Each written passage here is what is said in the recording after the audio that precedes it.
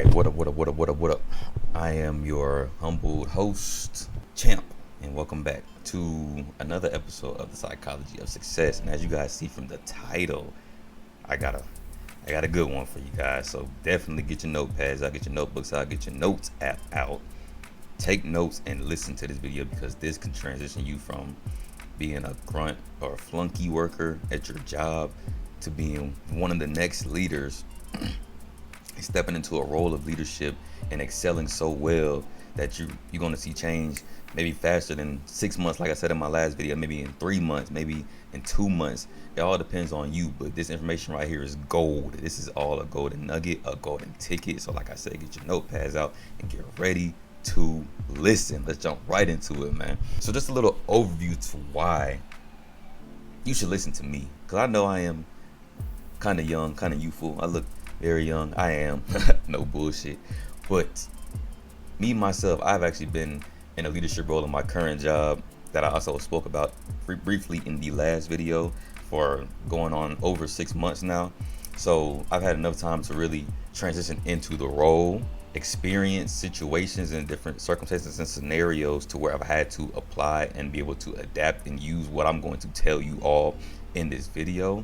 And I've also had time to actually learn from not only my managers in my department, but also from other managers within the other departments and different leaders and just superiors that are above me, because they're not only willing to help me run the operation in the business, but they're also willing to help grow and develop me into becoming a leader, because they really want to see everybody grow and move up and be promoted. So I'm constantly getting information from different managers. I'm constantly asking questions. I'm constantly being sat down in meetings. I'm constantly being thrown into these situations to where I have to use what I've learned and be able to apply it right then in that area to better myself as a leader. So in a sense, you guys are learning with me.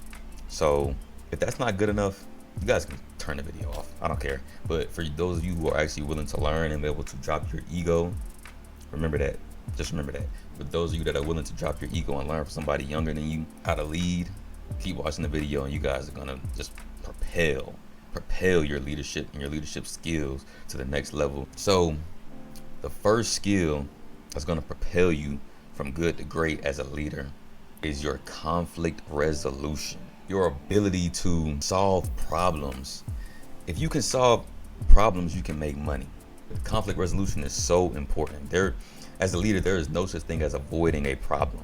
In the world of business and being a leader, avoiding is a big no-no. And I know that sounds kiddie, but some of you have a kid mindset and this is the only way to be able to talk to you. But no bullshit. As a leader, you cannot avoid conflict. You cannot avoid problems. And I promise you, there's going to be at the least one problem every single day that you work. There's going to be a problem. You will be seen as that go-to person. Being a leader, you're going to be the go-to guy or female. You can't run in the face of fear or be afraid to help and solve problems and to take charge. You will not always have support. We all have managers. Somebody reports to somebody at all times, but I guarantee your manager does not work every single day that you work. They may be out one day if they do. So if you are not able to take that initiative to step in and be able to resolve that conflict, you will never succeed as a leader. If you can't solve problems, what good are you doing for your team? What good are you doing for the company? Why should they put you in a leadership role? What are you really doing? What are you helping with? What sets you apart from the rest of the pack? Nothing. The next key skill is stoicism. Stoicism is defined as the endurance of pain or hardship without the display of feelings and without complaint. Your team or your associates or your employees, if you're the big boss, they all rely on you. They depend on you. So you can't run in the face of fear. You can't panic. You can't look worried. You can't look nervous because, like I said, you're the face. You're the go-to person. So if your associates see you worried or see you panicking or they see you angry or upset, how does that make them feel? How are they going to react? You know, they say monkey see, monkey do. It's the truth. You are the big boss. Your team goes to you for support, for partnership, for consultation, for answers. If you are panicking, if you cannot control your emotions, they cannot trust you. You cannot lead a team. You have to be cool, calm, and collected all the time. I don't care if you're legit scared shitless, you're worried, you're pissed off. You cannot show this to your team. If you're panicking, they're gonna panic. And it's a domino effect. You're the lead, you're the head. You have to lead by example. And that's one of the biggest things that you have to understand when developing and transitioning into a leadership role. Lead by example. After everything is done and said and done and wrapped up and you wipe your hands with it, take a little break, go to your car and just let it all out. Anything that you need to let out in private. But like I said, do not show your team this, because if you can't control your emotions, how are they going to control theirs? The third skill that will propel you from good to great in your leadership development is the ability to drop your ego. Pride will be your biggest downfall in not just business, but also in life. A wise man knows he knows nothing. Be willing to say, I don't know this, or I don't understand this, and go ask for help. And you're not belittling yourself by asking for help. You're actually gaining more information and improving your skill set. This increases your value and makes you more of an asset to your company. There will always be people better than you. I hate to break it to you delusional people who don't understand it. But instead of competing with these people, you need to be willing to learn. You need to be a sponge. Always be willing to learn more information. Be willing to soak up information from any person at any opportunity that you can, because this makes you, like I said, more and more valuable. Guys, check out that last video I dropped. That video tells you why being valuable and being an asset is so important, and how this can even help you more develop yourself at a company or any other company. Everything I'm talking to you guys about within this video and the last video is interchangeable, no matter where you work at. Your race, your skin color, your gender, your sexual orientation, it does not matter. These are interchangeable. One of the biggest key factors as a leader is being able to say, hey, I messed up. I fucked up. And I'm willing to learn. I'm willing to accept that and learn from my mistakes, to not, one, fuck up again, but to also develop myself and become a better person and leader. Whenever you are able to hold your own self accountable, you will grow exponentially. Self accountability equals growth in leadership. Our fourth skill is effective communication. The key word here is effective. Anybody can talk, but it's not just talking. It's about how you talk, what you say, how you say it, delivery. As a leader, you need to be able to adapt your form of communication style based on the audience that you're speaking with. That's so important, because not everybody takes the same delivery of a message the same way.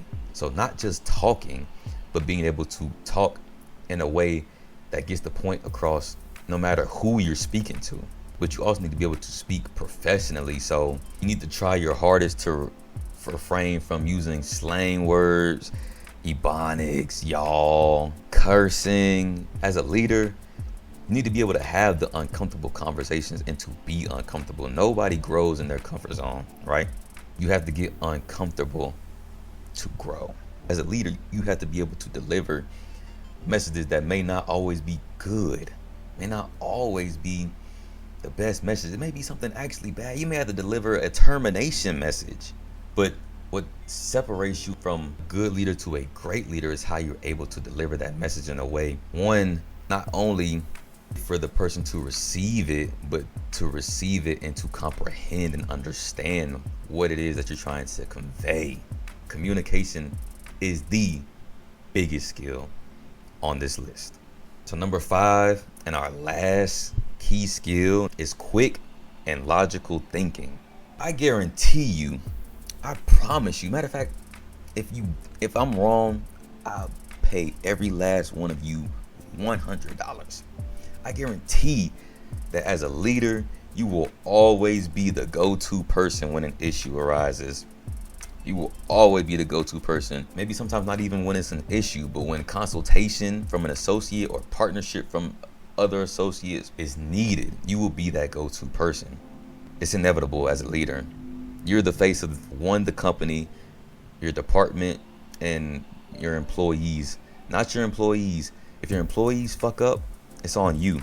If your department fucks up, it's on you.